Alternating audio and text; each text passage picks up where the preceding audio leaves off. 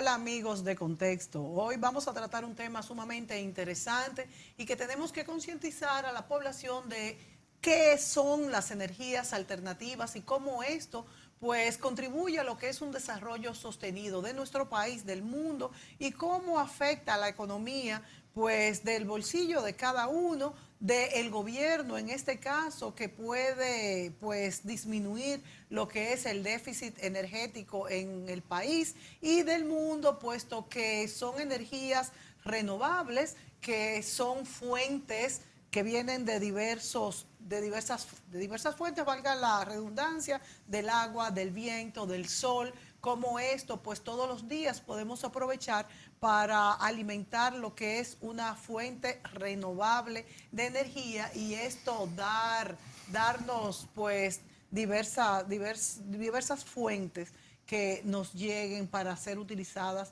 de tipo diferente. Julio, ¿tú tienes usas algún o has pensado en usar algún sistema Yo he de pensado, porque energía hay muchos tipos de alternativa? las energías renovables.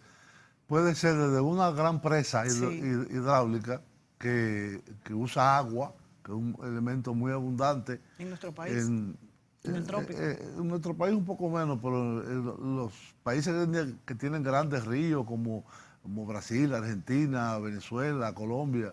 Pero por ejemplo en el desierto del Sahara no hay nada de No, río, no, pero hay ahí hay que mucho usar el sol. sol. Hay mucho Exacto. sol. Entonces, el tema es, primero, la sostenibilidad a largo plazo. El planeta que nos ha tocado vivir ha pasado en 100 años de poco más de 1.200 millones de habitantes en el año 1900 a unos 7.500, 7.600 millones de habitantes hoy. Es decir, del punto de vista del consumo del petróleo, del consumo del carbón, del consumo del el gas natural, de todos estos energéticos que son los que han fundado las fuentes de energía del siglo XX, los vehículos, los aviones, los barcos, etcétera, las grandes unidades de producción de electricidad a carbón, que fue el más abundante y todavía ocupa más del 40% de la producción mundial de electricidad, son muy contaminantes. Son fuentes muy contaminantes que generan mucho dióxido de carbono, el CO2, los llamados gases de efecto invernadero, que están haciendo cambiar el clima de la Tierra debido a, entre otros, el uso tan extensivo que está haciendo. Además que son fuentes no renovables, es decir, Claro, uno va y claro. toma en un pozo de petróleo, hasta que se acaba y busca otro. Lo mismo con el carbón, que el carbón es mucho más abundante Y por ejemplo, que el ¿cómo, petróleo. cómo tenemos en el caso del carbón, cómo depreda esto la tierra? Que tenemos un ejemplo palpable y que nos afecta del lado de Haití, por ejemplo. No, pero eso es carbón, Carbón eso no es, vegetal. eso es carbón vegetal, eso es otra Bueno, cosa. pero fíjate que No. también, Del carbón es el Julio, carbón mineral. sí, Es el decir, carbón lo mineral lo que que es, sí, fundó la revolución industrial en Gran Bretaña, en Estados Unidos, en Europa, fue las grandes minas de carbón mineral que se extraen de la tierra, que son formaciones, diríamos, lo que será después petróleo, son las formaciones de... o sea, es el inicio del petróleo. Sí, El sí tiene una carbón mineral vinculación. Yo creo se que degenera en Carlos petróleo. Speth, que nos acompaña aquí, quizá conoce un poco más de eso, pero hay una vinculación entre el carbón y el petróleo, ¿no? Hay la molécula viene estando siendo muy similar, un hidrocarburo. Pero ¿Qué pasa? no, Por pero es el un carbón no hidrocarburo más joven, Claro, el es carbón mucho más mineral. joven. Carbón degenera mineral. en lo que sería petróleo al final. Pues tendrían que pasar miles de años. Millones, Ok, pero sí. millones de años. Eh, bueno, muchísimas gracias por estar Bienvenido, nuevamente aquí Carlos. acompañado de ustedes dos. Claro, qué Magnífico. bueno. Y gracias por la oportunidad de hablar de este tema tan interesante para todos, para el Tiene planeta. muchos años manejando estos temas de Y en energías particular en alternativas. este país que tenemos tenemos muchas bendiciones de la naturaleza, el clima, las playas, el mar, O sea, etcétera, viento, sol. las montañas, pero no tenemos fuentes no renovables, no tenemos fuentes autónomas de energía, a excepción de un poquito de agua y sol y viento.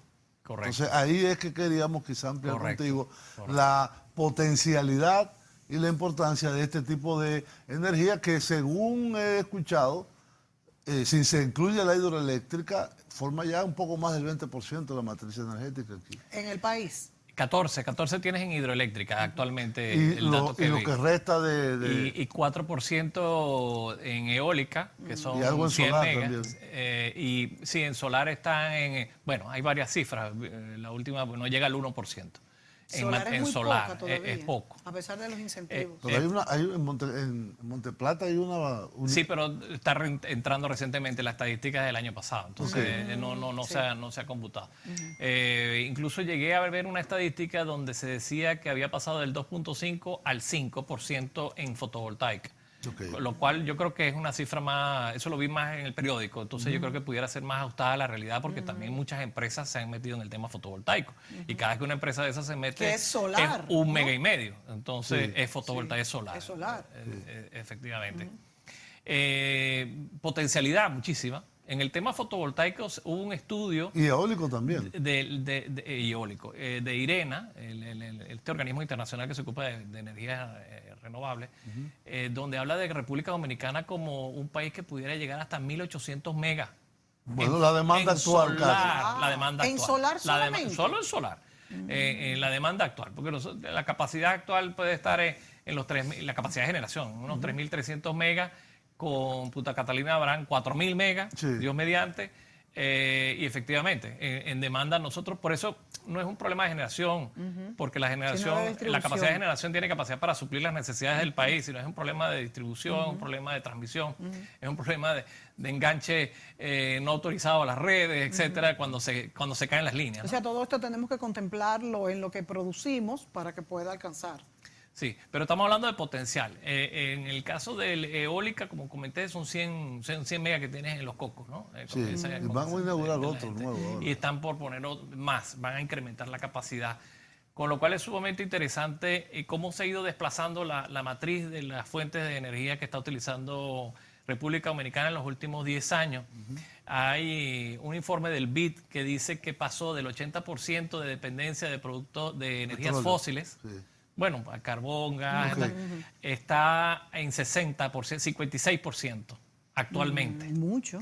Ha habido un desplazamiento. ¿En cuántos años? cuál- Pero ¿Cuáles son también, las pero otras? también, por alguna razón, ese informe ve como positivo el incremento de la participación del gas en la matriz, El gas natural, del gas natural. que es un fósil también. Que es un fósil también, pero es menos nocivo al medio ambiente, por decirlo, es mucho menos nocivo al Es ambiente. decir, es menos nocivo, pero no quiere decir que no sea. No, que no lo sea, que no lo sea. Es el menos contaminante de los combustibles fósiles. En las emisiones de carbón, bunker fuel, fuel oil, etcétera, los países industrializados son muy cuidadosos en sus normas ambientales porque se verifican dos cosas básicamente en las chimeneas donde se emiten las emisiones, que valga la redundancia,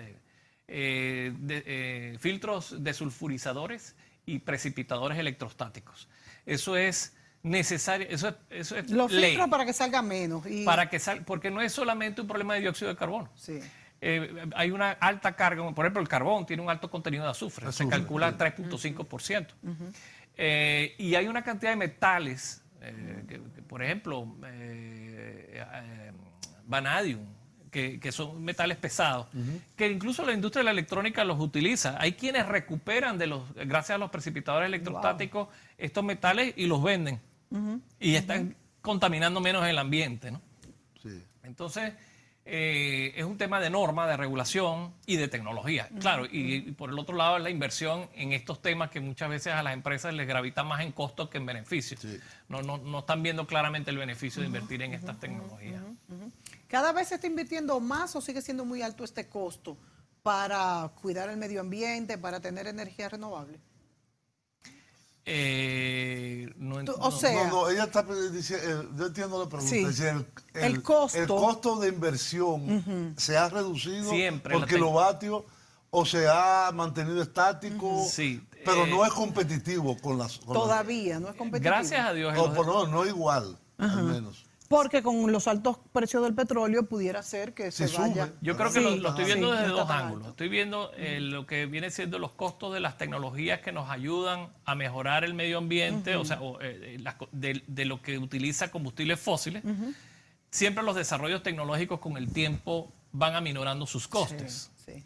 Pero se llega a un punto de equilibrio. Pero prefiero agarrarlo por el lado de cómo están los costes de invertir en energía alternativa. Esa es la Exacto. Bien, pues no, los precios han caído tremenda, estrepitosamente. La fotovoltaica La muchísimo. fotovoltaica hace 5 años, cuando nosotros instalamos, cuando digo nosotros, en mi empresa instalamos el primer sistema fotovoltaico que le instalamos en el 2012, el costo era $5.000 el kilovatio pico instalado. ¿Y ahora? Hoy por hoy son 1.200. Wow. O sea, ha Tenemos caído. que dar una pausa y seguimos con el tema Claro que sí. en el próximo segmento.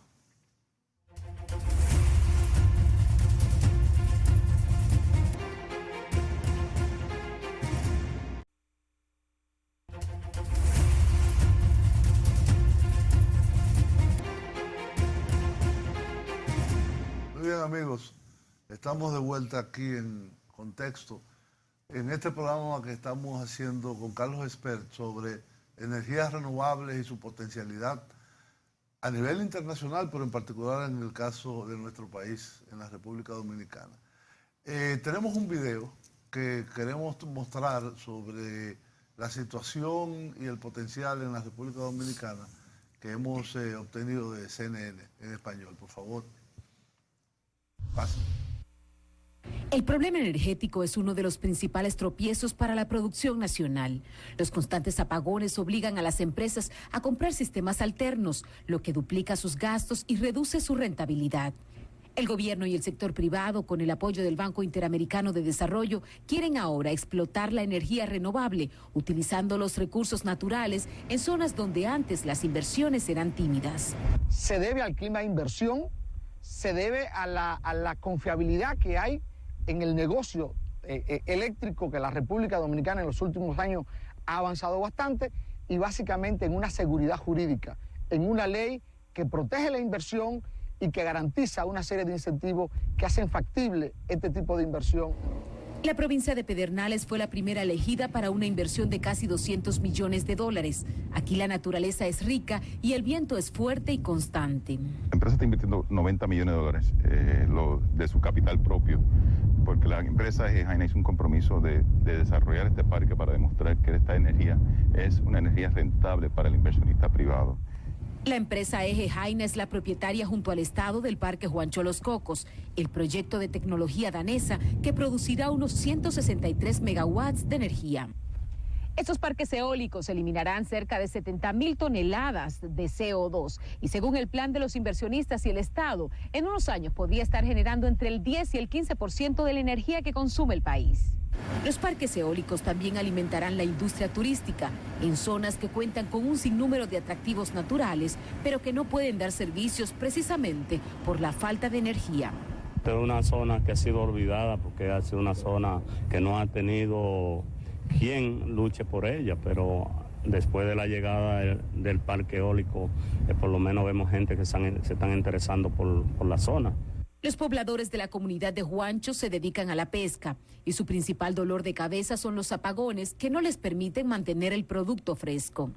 Es cuesta arriba sobrevivir sin la energía, porque tenemos que trasladarnos a buscar lo que es el hielo, en mi caso que preservo el pescado. Próximamente comenzará la construcción de 2 parques más en las provincias de Peravia y Montecristi, con el financiamiento de 78 millones del Banco Interamericano de Desarrollo.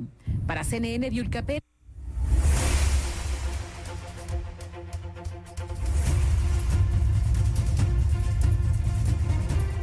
Muy bien, ahí veíamos este reportaje de CNN en español, en el cual daba una visión de hace unos años atrás, cuando se inauguró el primer parque eólico en la República Dominicana, el Parque Eólico de Los Cocos. Ahora se está recientemente terminando de instalar un segundo parque eólico muy cercano, creo que en Paraíso, que también tiene un régimen de vientos muy intenso durante todo el año. Ahora bien, uno se pregunta, ¿y cuando no hay viento? ¿Qué pasa? O cuando no hay sol. Bueno, aquí es difícil que no haya sol. No, pero se meten en temporadas nubladas. Pero sí, puede haber una nublación, pero no. Por ejemplo, yo estuve investigando antes de hacer este programa y Dinamarca, que es el país que más usa la energía eólica renovable, offshore. es el 70%. Fuera en el mar. Sí, sí, Offshore. mar afuera. Sí, sí. Mar afuera. Tienen inshore y offshore también. Sí. Pero tiene el 70% de la materia energética eólica muchísimo. solamente. Sí. Es muchísimo. Eólica. Está ubicado en un lugar, aunque sea en el mar, que es favorable al viento. Claro, por eso la ponen ahí. Ahora, imagínate la infraestructura, es como si fuera una plataforma de estas petroleras, gigante, que aerogeneradores que producen hasta 10 y 15 megavatios, ahí los hay últimamente. Megavatios, sí.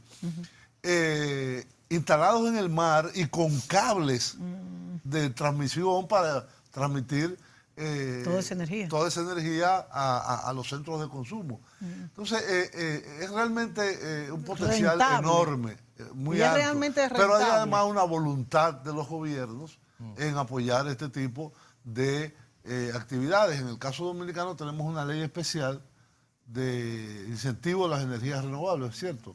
Sí, la ley 5707. Y Pero tú permíteme hacer... hablaste, antes de comenzar, de que más bien tú lo enfocarías desde el tema de respetar las leyes de la naturaleza, no tanto por costo. En el caso de Dinamarca realmente sale más barato producir, es al principio, es el despegue que es tan difícil. Claro, cuando tú Explícanos. amortizas la inversión, lo demás es... Él te decía que hace unos años, en el 2012, un kilovatio de energía instalado, fotovoltaica te salía en $5,000 y ahora está en 1,200. Correcto. Y quizás en unos años estará en 500. Sí, lo mismo ocurre con el costo eólico. Van bajando porque se va encontrando Se va popularizando.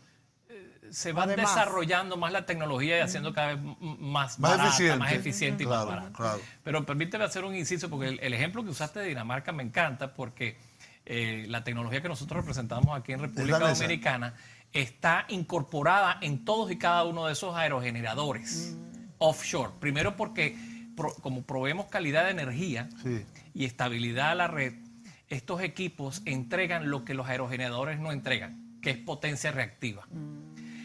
El parque eólico de Los Cocos, por ejemplo, no entrega potencia reactiva. Los sistemas fotovoltaicos o módulos fotovoltaicos no entregan explica potencia lo que es la potencia reactiva, que la gente no sabe. La energía está dividida básicamente en dos componentes, la potencia reactiva y la potencia activa. La potencia activa es la que nosotros pagamos en la factura que nos llega todos los meses de la distribuidora. Que sale, además, si ven la factura, van a ver potencia activa, tantos kilovatios hora. Hay un segundo componente que también está en la factura y que aparece como 000 porque no se cobran en República Dominicana, es la potencia reactiva que se mide en kilobares. Estos kilobares lo que hacen es que construyen el campo electromagnético que permite el arranque de los motores eléctricos. Su licuadora no funcionaría si no tuviese acceso a potencia reactiva, o la lavadora o cualquier motor eléctrico. Por supuesto, esto es vital para las industrias. No habría capacidad de iniciar ningún tipo de labor Son las que más usan potencia reactiva. Si no tengo potencia reactiva de donde iniciar mi operación. De hecho, cuando comienzan las empresas es cuando más demanda pico de potencia reactiva hay, se abre el ángulo, el factor de potencia se va abajo y eso genera una gran pérdida dentro de lo que es la transmisión en la red, porque me abro demasiado para entregar algo que yo no cobro. A mí no me interesa como distribuidora, a mí no me interesa como empresa de transmisión. Pierdo dinero porque es el mismo cable, el mismo grosor. Pero hay países que se cobra. Aquí lo están pensando ya incorporar un pequeño cobro a la potencia reactiva. Y hay una penalidad, de hecho, si tú estás por debajo del factor de potencia 0.90, a ti te cobran una penalidad por un cargo. Bueno, es fijo si estás por debajo de 0.90. O sea, si estás por debajo, te lo van a cobrar todos los meses. Pero para entender mejor el Que es concepto, el 3% entonces del valor de la factura total. Es la capacidad inicial para arrancar Es la potencia que te sirve para construir el campo electromagnético que comienza a hacer girar un motor eléctrico o funcionar un motor eléctrico.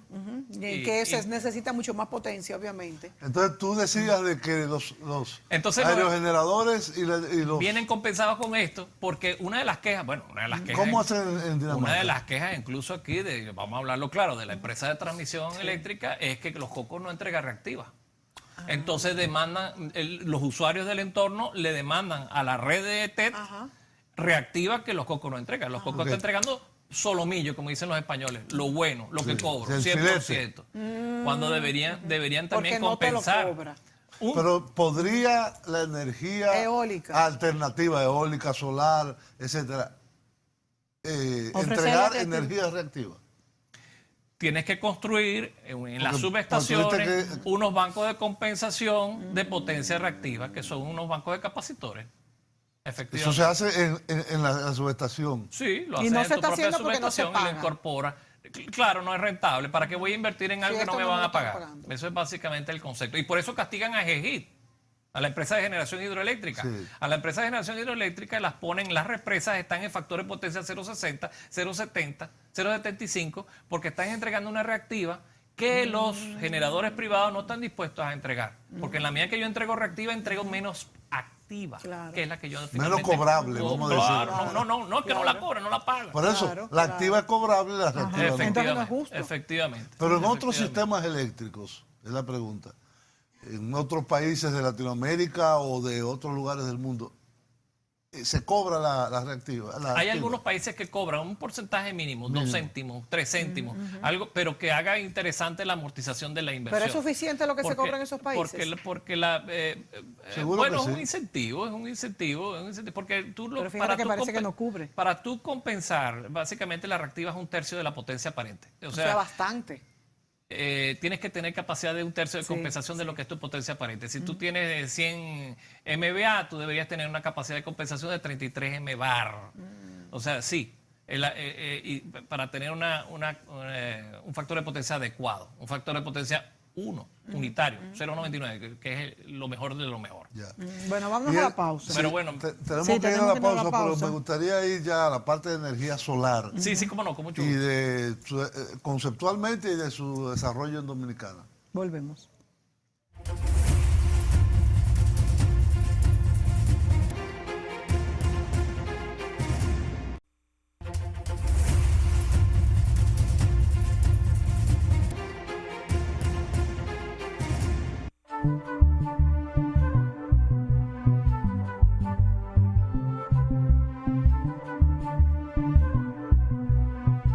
Un sistema fotovoltaico es una instalación que produce energía eléctrica con módulos fotovoltaicos.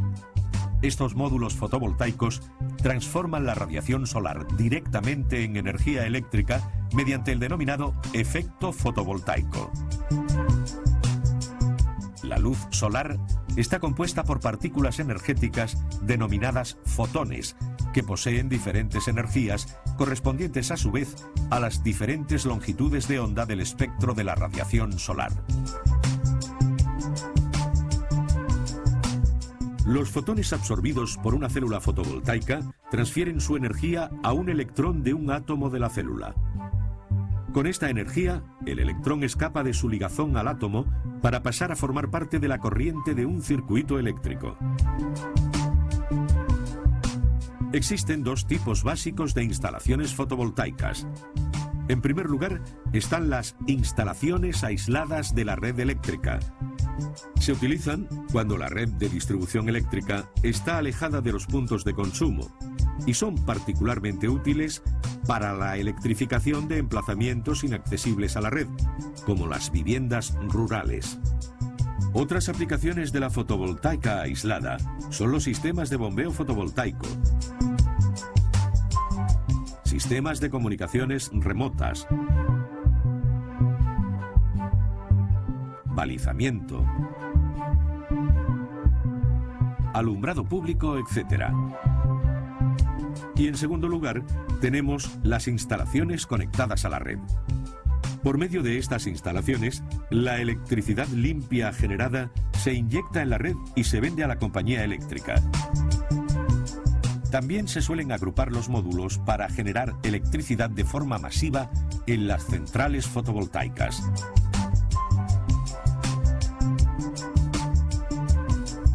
Los componentes principales de una instalación aislada son módulo fotovoltaico, que transforma la radiación solar incidente en energía eléctrica. Regulador de tensión, modula la carga del sistema de acumulación, evitando así las sobrecargas y las descargas excesivas. Baterías o acumuladores almacenan la energía para solucionar el desfase temporal entre los periodos de generación eléctrica y los de consumo. Sistemas de adaptación de corriente. Son convertidores para corriente continua o inversores para transformar a corriente alterna. En una instalación conectada a la red eléctrica se cuenta generalmente con módulo fotovoltaico, inversor, que convierte la corriente continua generada por los módulos en corriente alterna para ser vertida a la red, la cual se mide con un contador. En toda instalación se primarán las medidas de seguridad, para lo que se contará con protecciones y aislamientos adecuados.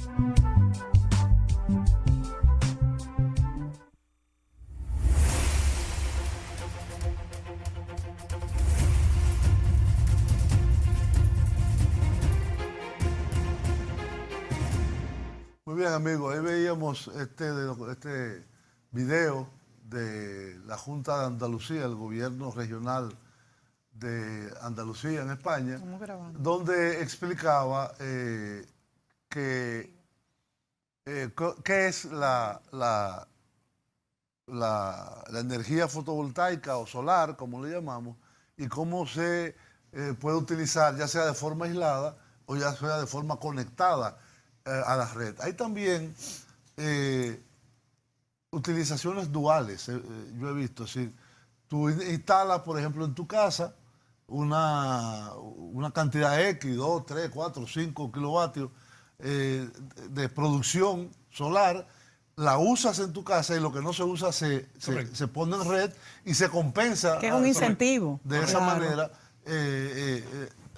Eso es así. Eso se llaman instalaciones on-grid, que están conectadas a la red. Okay. Y se benefician del reglamento de medición neta porque vienen acompañadas de contadores bidireccionales. Exacto. Entonces, básicamente, lo que yo no consuma, lo entrego a la red. Y de eso se rebaja mi factura eléctrica. Claro. Antes de eso quería comentar lo siguiente.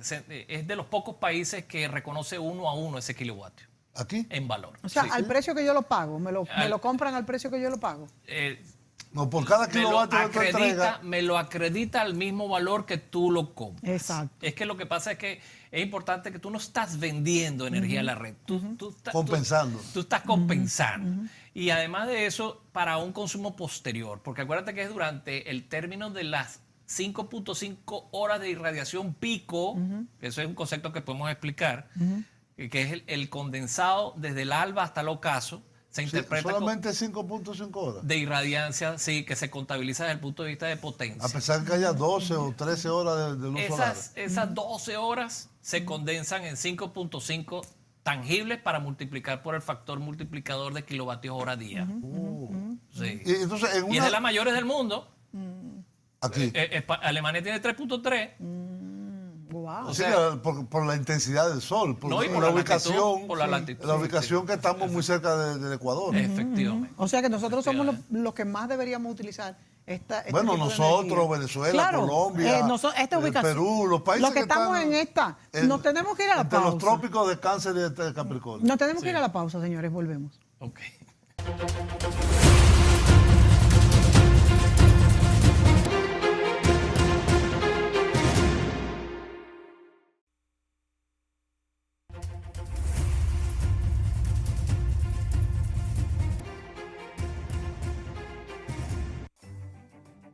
Seguramente has visto alguna vez un parque eólico.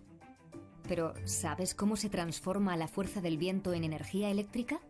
Vamos a explicarte el funcionamiento de un aerogenerador. Cada aerogenerador lleva una veleta en su parte superior que le indica la dirección del viento. Ello le permite girar sobre la torre y orientarse automáticamente. Las palas también giran sobre su eje para ofrecer la máxima resistencia. La fuerza del viento, es decir, la energía cinética contenida en el movimiento de las corrientes de aire, hace girar las palas. Estas están diseñadas para captar al máximo su energía. Pueden llegar a medir más de 60 metros de longitud cada una. Y están fabricadas con materiales muy ligeros y resistentes para facilitar su movimiento. Por eso pueden producir energía incluso con vientos muy suaves, desde unos 11 kilómetros por hora. Con vientos muy fuertes, por encima de 90 kilómetros por hora, las palas se ponen en bandera y el aerogenerador se frena por motivos de seguridad. Las palas están unidas al aerogenerador a través del buje, que a su vez está acoplado al eje lento. El eje lento se llama así porque gira a la misma velocidad de las palas, entre unas 7 y 12 vueltas por minuto. Para producir electricidad es necesario aumentar la velocidad a la que gira el eje lento. Esa es la misión de la multiplicadora que eleva dicha velocidad más de 100 veces y la transfiere al eje rápido. El eje rápido, que gira hasta más de 1500 vueltas por minuto, está unido a un generador. El generador aprovecha la energía cinética del eje rápido para transformarla en electricidad, una forma de energía fácil de transportar y de utilizar. La electricidad producida en el generador como corriente continua es conducida por el interior de la torre hasta su base. Allí, un convertidor la transforma en corriente alterna, que es la que utilizamos normalmente, y un transformador eleva la tensión para poder transportarla por el interior del parque. Desde cada aerogenerador, la corriente alterna es conducida por cables soterrados hasta la subestación. En ella se eleva nuevamente la tensión para poder incorporarla a la red eléctrica y transportarla hasta los puntos de consumo. Así es como utilizamos la fuerza del viento para iluminar ciudades, alimentar industrias, escuelas u hospitales o hacer funcionar nuestros electrodomésticos de forma limpia y sostenible.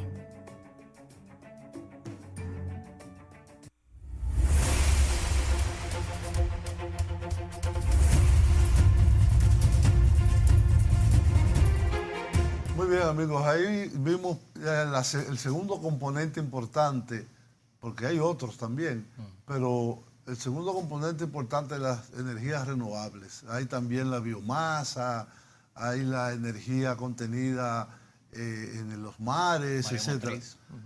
Pero las más importantes que en desarrollo hoy en día en el mundo, no sabemos en un futuro de 50 o 100 años, pero ahora es la eólica, aerogeneradores y la solar, que nosotros tenemos una condición privilegiada, como nos explicaba Carlos hace un momento.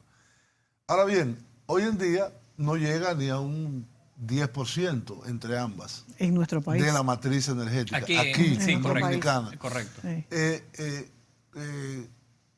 Hay una ley de incentivo. Sí, la 5707. Exacto. Que la han reducido, ya no es tanto como antes. Pero existe. Existen muchas facilidades pero solo a la es inversión. hasta 2020, esta ley que está contemplada. Hasta el Bueno, 2020. pero ahora mismo está. Yo Sí, soy sí. ha durado a lo mejor la desde el prorrogan. 2007. Sí. Sí. ¿Qué potencial y futuro tú le ves a las energías renovables aquí en el país? ¿Solamente como complemento de las energías producidas por los métodos tradicionales o puedes realmente avanzar a ser un componente de un 20, un 30%? No, si nos vamos a las capacidades que detectó el informe de IRENA, estamos hablando de 1.800 megas nada más que en fotovoltaico. O sea, el potencial es enorme. Espectacular. Porque estamos hablando, fíjate algo, nosotros todavía no hay tecnología que dentro del metro cuadrado logre el kilovatio que irradia el sol. El sol irradia 1 kilovatio por metro cuadrado. Nosotros para lograr aprovechar 1 kilovatio necesitamos ahora mismo 5 metros cuadrados. Una venteava La parte. eficiencia de un sistema fotovoltaico con relación a lo que el sol te entrega es un 18, un 19%. O sea, un 20%. Entonces, pero ojo, hace 20 años era todavía menos en la eficiencia. Entonces hemos ido progresando en la capacidad de atrapar esa energía que nos está dando gratuitamente un señor que aparece 12 horas o 10 horas al día. Entonces, un país como este, que está tan maravillosamente ubicado en el mismo sitio donde sale el sol, como dice el poeta. Pedro Mil, tiene una enorme potencialidad y lo que tendríamos que tratar es de proteger al máximo los incentivos que actualmente están vigentes para que ese crecimiento que hemos visto muy interesante, sostenido en los últimos años, se mantenga. Y logremos un nivel óptimo. Porque Ahora, tú te hiciste una reflexión con los aerogeneradores. ¿Y cuando no hay viento? Y Mónica dice, bueno, y cuando no hay sol, efectivamente de noche no hay sol. Claro. ¿Qué pasa? Porque la gente no deja de consumir energía. Claro. Entonces tú necesitas que el sistema, el CENI, en este caso el CENI, que, bueno, que lo hay interconectado y el no interconectado, cualquiera de ambos, necesitan compensar esa ausencia con el sistema tradicional. Pero es donde vamos. ¿Hasta dónde podemos llegar con eficiencia energética? Porque la eficiencia energética es un concepto que lo que intenta es ver cómo hacemos para racionalizar el consumo de lo fósil. Así nace hace 20 años el concepto. No el consumo de no las el tema otras. alternativo, no. El cómo racionalizamos el consumo de lo que actualmente consumimos como energía fósil. Eso hace 20 años. Entonces, bueno, determinemos cuál es exactamente la matriz alternativa, el componente alternativo que queremos dentro de nuestra matriz energética como el tema óptimo. Porque también las hídricas tienen sus problemas. Tienen que ser un complemento, no pueden ser... No, siempre va a ser un complemento. Claro, no pueden ser Siempre de va a ser forma un Hay autónoma. personas que sostienen, Va a ser un complemento. y yo me eduqué en un país donde eso sucede, que la energía nuclear es la más limpia y la más abundante de acuerdo. y que menos contamina. Totalmente de acuerdo. Pero claro, el peligro que tiene es horrible, porque un accidente nuclear puede matar millones de personas. Y esto no se irá haciendo, Chernobyl. esto no se irá haciendo más seguro. Todavía no tenemos esta tecnología de cómo la nuclear pudiera pasar a ser una energía segura. Bueno, el problema con la energía nuclear, que efectivamente es la más limpia, la más eficiente, la más estable, la más barata. La más barata. Mira, el 95% de la energía de Francia es nuclear. Por eso que digo, yo me eduqué allá. Sí. Y venden. Entonces, ¿cómo no, ellos no lo había hacen? caído. Entonces, Ok. ¿cómo lo hacen? Efectivamente. ¿Cómo lo hacen? Y tienen los Pero hay un los medios estándar de seguridad mantenimiento. Que es A número 1. A número 1. que no aplicamos nosotros como país, por Ahí ejemplo. tú no puedes ir con tonterías. O sea, tú tienes que tener un esquema absolutamente... No, en Francia lo que pasó fue que en el año 73, cuando la guerra del Yom Kippur en el Medio Oriente, entre árabes y israelitas, Francia sufrió mucho porque la dependencia del petróleo del Medio Oriente era absoluta. Correcto. Y entonces ahí vino un plan, que ahora no me recuerdo exactamente el nombre, pero tiene el nombre del primer ministro que había en ese momento, que hizo un plan para la independencia energética de Francia, basada en energía nuclear, y al cabo de 20 años lo hicieron. Wow. Lo hicieron y casi llegaron, no llegaron al 100% porque no quisieron, pero ellos, por ejemplo, en Gran Bretaña, en Alemania y fuera del territorio francés tienen EDF, que es la empresa pública de electricidad, muy eficiente. El por cierto. Aquitaine. No, se llama Electricité de France. Ah, ok. Tiene producción fuera en otros países. En Gran Bretaña, por ejemplo, tiene unidades de centrales nucleares muy buenas. Pero entonces el problema es en países pobres, porque la inversión es altísima. No, de capital. y el gran problema Y el que ellos tienen mantenimiento. es el desecho. ¿Qué hacemos con los desechos? Los ¿Y qué se desechos hace actualmente con esos se desechos? entierran. Se entierran. Sí, hay unos barbarazos que incluso los tiran al mar, ¿no? Los meten en los Bueno, encapsulan en creo plomo que y los tiran al todavía mar. lo hacen. Sí. Yo creo que ya no. No, Pero ya yo creo que creo que no. eso está prohibido, pero Sí. lo hicieron. Se lo hicieron en un momento. El problema es es que el desecho del plutonio, Sí. que es el que se usa como materia prima para tener ¿cómo se llama? El corazón de la central prendido en candela permanentemente, y eso produce vapor. Ahora, eso no se apaga, que fue el problema No se paga. de efectivamente. Fukushima, en Japón, cuando el terremoto ahora. Es decir, los japoneses, que son también extremadamente organizados, minuciosos. tenían como 900 megavatios a gas para, si hay un accidente o un tsunami o lo que fuera, echarle agua, porque así es que se enfría el núcleo del reactor. Echarle agua al núcleo del reactor. Pero El problema fue que la ola del tsunami fue tan rápida y tan violenta que rompió también esas centrales tradicionales a gas natural. Es decir, que riesgo siempre hay. Riesgo siempre hay. Siempre hay. Por eso mucho que Alemania decidió no continuar con energía. No, Alemania es el número 1 en Europa en energía fotovoltaica. Sí. Pero, obviamente... Pero al suspender toda la energía nuclear y tener un consumo muy alto, han tenido que volver al carbón. Sí. Entonces, ahí es que tenemos el tema. Es decir, hay países que han avanzado muchísimo. Nosotros tenemos condiciones, como tú decías, para producir, según ese instituto, 1.800 megavatios en energía solar, pero el problema es la inversión, los incentivos, quién lo hace el Estado, lo hace el privado, lo hacen las personas en sus casas. Hay toda una serie de elementos que hay que considerar ahí. Absolutamente, sí. Se está desarrollando en cada uno de los, vamos a decir, de los núcleos, pero es caro, no sabemos hasta qué punto nosotros como país tendremos las condiciones, Carlos, para seguir haciéndolo. En un minuto nos queda. ¿Cuál es la perspectiva que ves? Mira, lo mejor es generar las condiciones para que la iniciativa privada sea la que desarrolle estos temas, ¿ok? Desde el punto de vista ya sea eólico, fotovoltaico, que es lo que más nos hemos referido. Y las personas, más que iniciativa privada, las personas en sus casas. Sí, bueno, sí. Eso incluso genera otro tema que es el Smart Grid. El Smart Grid cuando tú tienes pequeñas unidades de generación. Exacto. Efectivamente. ¿Es rentable para una persona individual? Sí, sí lo es. Esa es la pregunta.